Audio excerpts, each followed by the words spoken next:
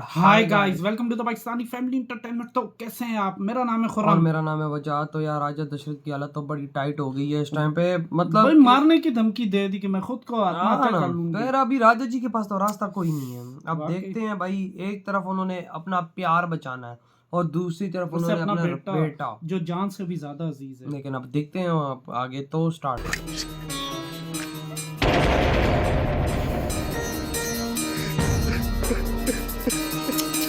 मजबूर है यार। आज एक मर्द रो पड़ा है सही रघुनंदन, बात है। और एक औरत राजा पीछे से बनने के खड़ी बाद हुई है, तानाशाही आपको की तरफ। क्या क्या करना होगा? कुछ सोचा है आपने? राजा बनने के बाद सोचूंगा। राजा बनने देखा, में हाँ, केवल पौ फटना ही शेष है। राजा बनने के बाद पौ सोचो। फटी तो नहीं है। मोफटी तो नहीं है, बातें देख। जब सुबह होगी तब सब कुछ स्पष्ट हो जाएगा। भगवान राम जी को पता है क्या हो गया है। हाँ, हाँ, सब कुछ साफ दिखाई देगा। सब कुछ साफ दिखा अभी सिर्फ मुझे दिखाई दे रहा है, लेकिन वो सबको फिर आप तो दिखाई पहले देगा। से ही प्रजा के हृदय सिंहासन पर विराजमान है। अरे वो तो है। अब राज्याभिषेक के बाद राज सिंहासन पर बैठना केवल औपचारिकता ही तो है। क्या कही? मैं तुम्हारे सामने हाथ जोड़ता हूं, यार बिनती राम कर को रहा वनवास हूं। भेजने का कुविचार त्याग दो। यदि तुम मेरी बात मान गई तो ये दशरथ आजीवन तुम्हारा सेवक बनकर रहेगा। मुझे सेवक नहीं, केवल मेरे 2 वर चाहिए महाराज। यार माता के इतनी चेंज होगी दया कभी करो, यकीन क्या नहीं कही? किया कुछ था। तो दया कसम करो। से। माँ की करीब करीब ये बात नहीं लगी मैं- यार। मैं तुम्हारे पांव पड़ता हूं। क्या कही? माता के इतनी आप तो कठोर हो बच्चों की चुकी तरह है। बिलख रहे हैं महाराज। यदि मेरे वर पूरे नहीं करने हैं तो मत कीजिए। चाहिए मेरे अंतिम संस्कार की तैयारी कीजिए। लो, ऐसा मत कहो, क्या कही? ऐसा मत कहो। तो फिर उठिए महाराज, किसी भी पल सूर्योदय होने वाला है।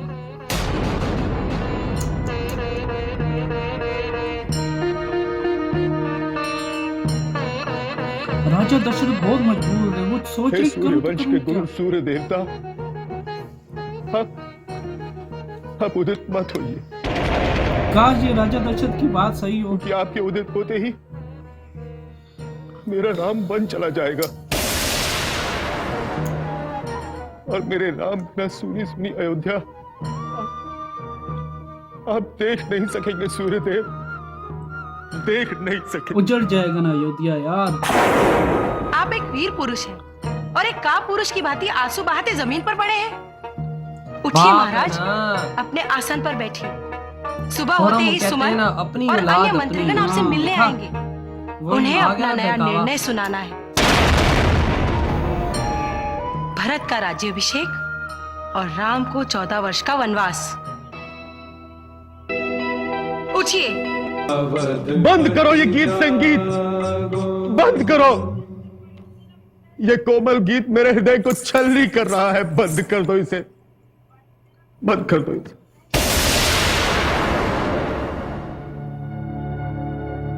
क्या कही? रात को जो भी हुआ वो एक स्वप्न था ना? नहीं राजा जी, एक बुरा स्वप्न? सपना नहीं था, वो हकीकत थी। मैं जानता था प्रिय कि तुम चाहकर भी राम का बुरा नहीं कर सकती। वो सच है सब। जैसे सूर्य के उदय होते ही रात का अंधेरा नष्ट हो जाता है, वैसे ही सूर्योदय के साथ तुम्हारे मन में आए हुए कुविचार भी नष्ट हो गए होंगे। दिन में सपने देखना बंद कर दीजिए महाराज, और राम के आते ही उसे 14 वर्ष के लिए वन जाने के लिए कह दीजिए। साथ ही साथ भरत के राज्याभिषेक का आदेश भी दे दीजिए।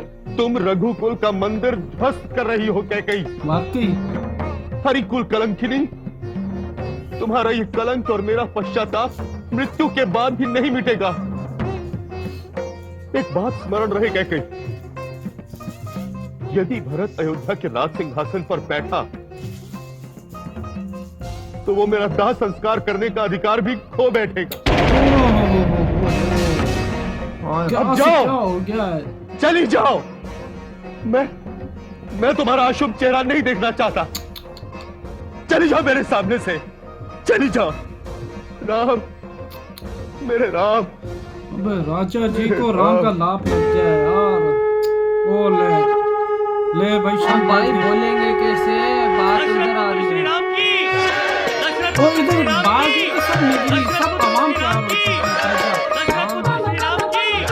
अब आएगा राम राज, लेकिन क्या पता कि एक रात राम, उन पे क्या गुजरी है। भारत तुम्हारे राज है। राज्याभिषेक की पूरी तैयारियां हो चुकी हैं।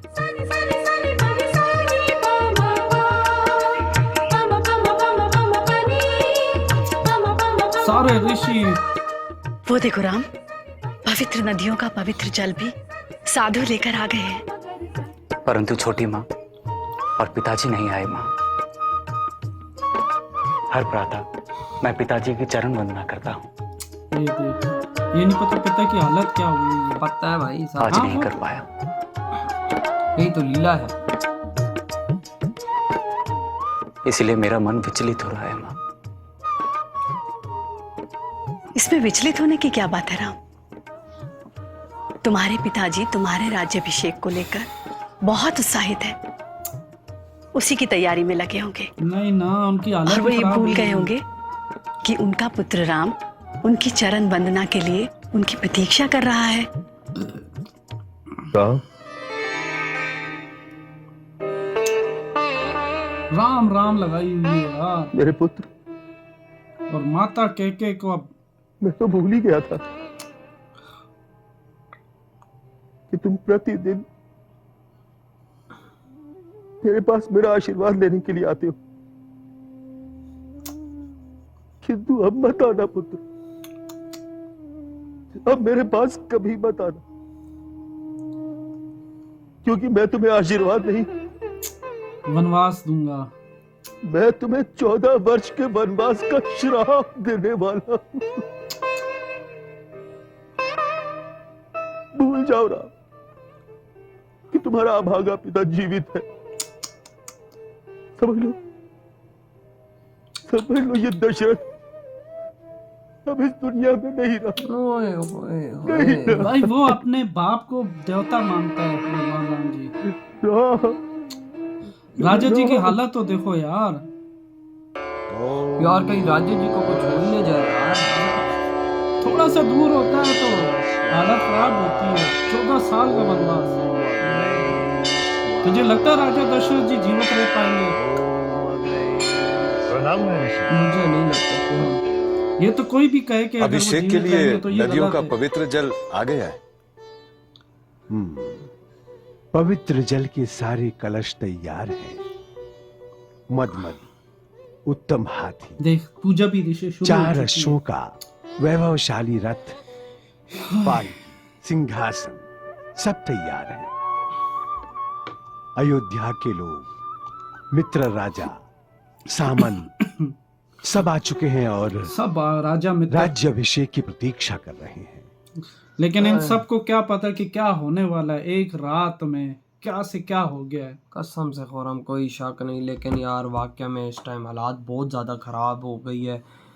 राजा दशरथ जी जीते जी मर रहे हैं। अबे यार उन्होंने माता कैके को कलंकित तक कह दिया है। हाँ। ये तो तुम कैसी हो, तुम्हें शर्म नहीं आती, तुम ऐसी बात करती हो। और भाई दूसरी बात ये कह रहे हैं कि अगर भरत राजा बन गया तो मेरा दाह संस्कार समझो हक खो देगा, जो मरने के बाद होता है, जो बेटे का जो हक भी होता सब है। कुछ होता है सोच ले, यानी लेकिन कि माता वो हक छीन रहे कैके हैं। को इधर भी समझ नहीं। कठोर बनी हुई माता माता कैके को सीधे सीधे बोला, कहता तुम भी पछताओगी और और ये इन्हों- सारे पछताएंगे। और जो तुम इन्होंने बात बोला कर ना रही। कि जब तुम आंसू बहा रही होगी तो तुम्हारे आंसू पहुंचने वाला कोई नहीं होगा। बिल्कुल ऐसा यार एक और कह रहा है सूर्य से, यार मिनती कर रहा है, कह रहा मैं तुम्हारे लिए जान हाजिर कर देता हूँ, मैं तुम्हारा नौकर बन के रहूंगा, तुम्हारे पांव पड़ लूं। यार माता के हमें यकीन नहीं था कि माता के इतनी कठोर और बनेगी। इतने बड़े अधर्म के रास्ते पे वो चल पड़ी। हाँ वाकई। लेकिन यार यहाँ पे एक बात प्रूव होती है, वो कहते हैं ना कि अपनी औलाद फिर अपनी होती है। वाकई उधर देख, और- बेशक भाई उन भारत से ज्यादा प्यार दिया माना, लेकिन था तो अपना नहीं ना।